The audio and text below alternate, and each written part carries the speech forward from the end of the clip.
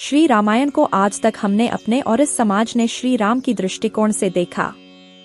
लक्ष्मण को देखा, देवी सीता को जाना, हनुमान के भक्ति भाव को जाना, रावण के ज्ञान को पहचाना, लेकिन कभी यह नहीं ध्यान दिया कि इस रामायण में अगर कोई सबसे अधिक उपेक्षित और अनदेखा पात्र था तो वह थी लक्ष्मण की पत्नी और जनकनंदिनी सीता की अनुजा उर्मिला।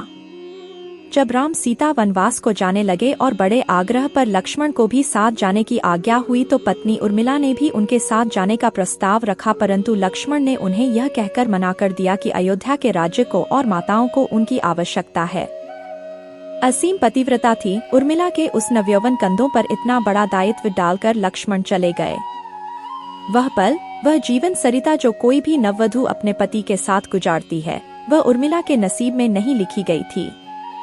पतिव्रता स्त्री ने जीवन के चंचल पड़ाव पर भी, अपने पति से दूर रहने पर भी लेशमात्र भी किसी और का ध्यान नहीं किया। यह उर्मिला का अखंड पतिव्रत धर्म था। यह उर्मिला की अवर्णित, अचर्चित, अघोषित महानता थी। उर्मिला के महान चरित्र, अखंड पतिव्रत, स्नेह और त्याग की चर्चा रामायण में अपेक्षित थी, पर वह हो न सका।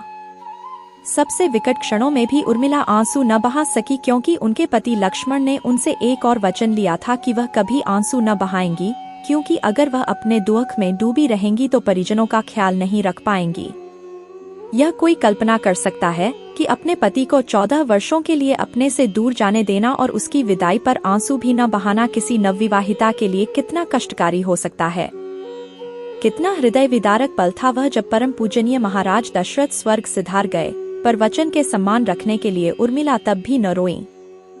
पति के लिए पिता को किया इनकार महाराज जनक अपनी पुत्री को मायके अर्थात मिथिला ले जाना चाहते थे, ताकि मां और सखियों के सानिध्य में उर्मिला का पति वियोग का दुख कुछ कम हो सके, परंतु उर्मिला ने मिथिला जाने से सादर इनकार कर दिया, यह कहते हुए कि अब पति के परिजनों के साथ रहना और दुख में उनका साथ न छोड़ना ही अब उसका धर्म है। 14 वर्षों तक सोती रहीं। बहुत से लोग इस बात से परिचित हैं कि अपने वनवास के दौरान भाई और भाभी की सेवा करने के लिए लक्ष्मण पूरे 14 साल तक नहीं सोए थे। उनके स्थान पर उनकी पत्नी उर्मिला दिन और रात सोती रहीं।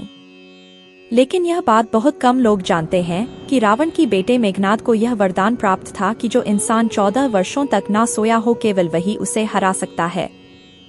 इसलिए लक्ष्मण मेघनाद को मोक्ष दिलवाने में कामयाब हुए थे। रावण के अंत और 14 वर्ष के वनवास के पश्चात जब राम, सीता और लक्ष्मण वापस अयोध्या लौटे तब वहां राम के राजतिलक के समय लक्ष्मण जोर जोर से हंसने लगे। सभी को यह बात बेहद आश्चर्यजनक लगी कि क्या लक्ष्मण किसी का मजाक उड़ा रहे हैं। जब लक्ष्मण से इस हंसी का कारण पूछा तो उन्होंने जो जवाब दिया कि ताउम्र उन्होंने इसी घड़ी का इंतजार किया है, लेकिन आज जब यह घड़ी आई है तो उन्हें निद्रा देवी को दिया गया वो वचन पूरा करना होगा जो उन्होंने वनवास काल के दौरान 14 वर्ष के लिए उन्हें दिया था। लक्ष्मण ने नहीं देखा भगवान राम का राजतिलक। दरअसल निद्रा ने उनसे कहा था कि वह 14 वर्ष के लिए उन्हें परेशान नहीं करेंगी और उनकी पत्नी उर्मिला उनके स्थान पर सोएंगी। निद्रा देवी ने उनकी यह बात एक शर्त पर मानी थी कि जैसे ही वह अयोध्या लौटेंगे उर्मिला की नींद टूट जाएगी और उन्हें सोना होगा। लक्ष्मण इस बात पर हंस रहे थे कि अब उन्हें सोना होगा और वह राम का राजतिलक नहीं देख पाएंगे। उनके स्थान पर उर्मिला ने यह रस्म देखी थी। लक्ष्मण की विजय का कारण था उर्मिला का पतिव्रत। एक और वाकया ऐसा है जो यह बताता है कि लक्ष्मण की विजय का मुख्य कारण उर्मिला थी। मेघनाद के वध के बाद उनका शव राम जी के खेमे में था। जब मेघनाद की पत्नी सुलोचना उसे लेने आई, पति का छिन्न शीश देखते ही सुलोचना का हृदय अत्यधिक द्रवित हो गया। उसकी आंखें बरसने लगीं। रोते रोते उसने पास खड़े लक्ष्मण की ओर देखा और कहा, सुमित्रा नंदन, तुम भूलकर भी गर्व मत करना कि मेघनाद का वध मैंने किया है। मेघनाद को धराशायी करने की शक्ति विश्व में किसी के पास नहीं थी। यह तो 2 पतिव्रता नारियों का भाग्य था। अब आप सोच में पड़ गए होंगे कि निद्रा देवी के प्रभाव में आकर अगर उर्मिला 14 साल तक सोती रहीं, तो सास और अन्य परिजनों की सेवा करने का लक्ष्मण को किया वादा उन्होंने कैसे पूरा किया।